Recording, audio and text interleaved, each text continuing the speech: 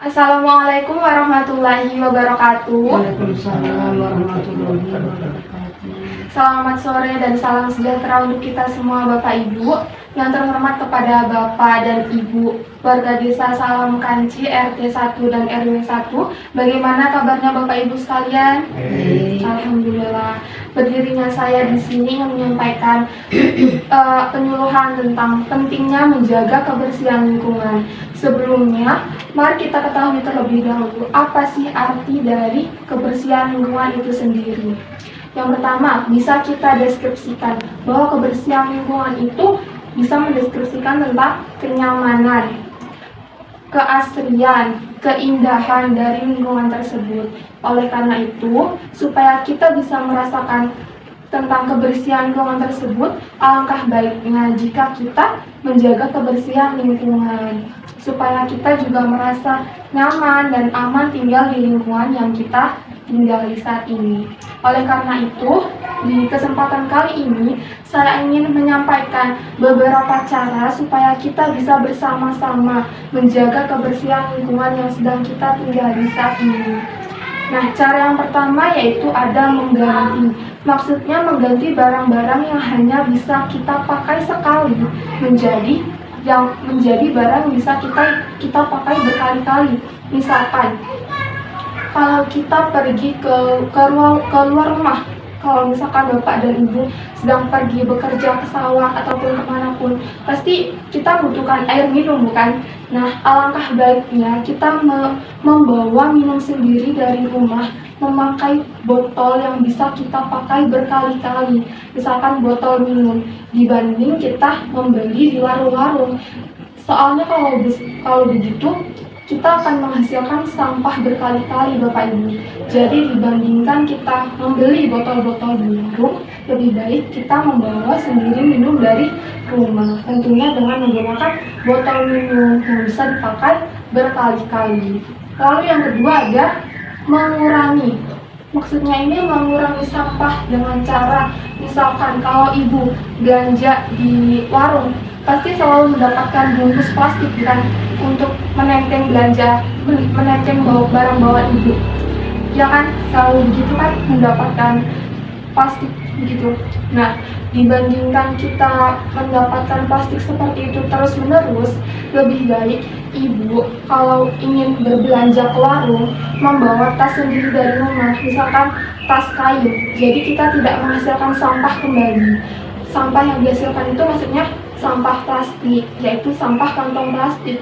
Mengingat bahwa sampah di dunia ini dihasilkan lebih banyak oleh sampah plastik itu sendiri. Lalu yang ketiga ada memakai kembali.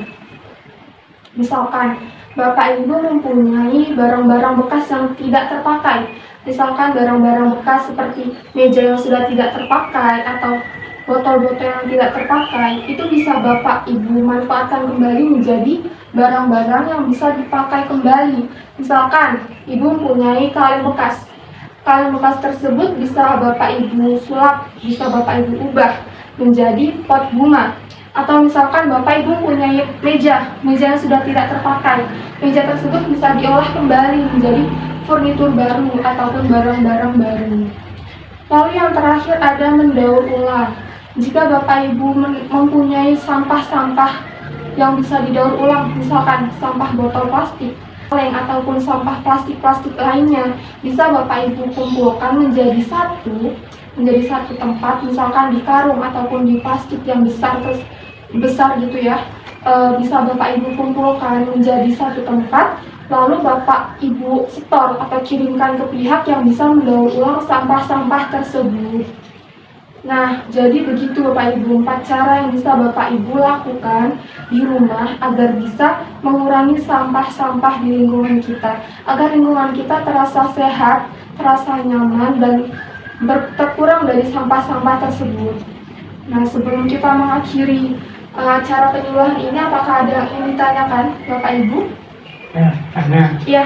Mbak mau nanya, apakah cara-cara itu ada yang lebih efisien daripada apa yang tadi dibicarakan Mbak. Ya, lebih praktis gitu ya Pak istilahnya. praktis. Jadi kayak lebih gampang dilakuin gitu ya Pak. Ada Pak sebenarnya banyak sekali cara-cara yang bisa kita lakukan di kehidupan sehari-hari, kecuali 4 cara yang tadi. Misalkan kalau misalkan kita habis makan terus menghasilkan bungkus, itu langsung kita buang saja ke tempat sampah. Ya tidak Bapak Ibu. Jadi kalau misalkan habis di kondangan nih Bapak Ibu misalkan menerima bungkus plastik nih. Nah, tidak ada tempat sampah. Bapak Ibu bisa mengantongi dulu nih sampai Bapak Ibu menemukan tempat sampah. Kalau misalkan Bapak Ibu sudah menemukan tempat sampah di jalan, Bapak Ibu baru bisa membuang sampah tersebut. Jadi, usahakan untuk tidak membuang sampah sembarangan gitu ya Bapak Ibu.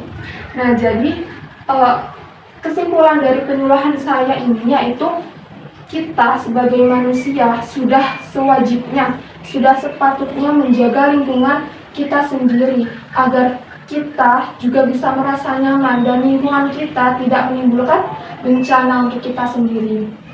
Sekian penyuluhan dari saya, kurang lebihnya mohon maaf. Semoga bisa diterima oleh Bapak Ibu dan bisa bermanfaat. Terima kasih atas perhatiannya Bapak Ibu. Wassalamualaikum warahmatullahi wabarakatuh. Waalaikumsalam warahmatullahi wabarakatuh.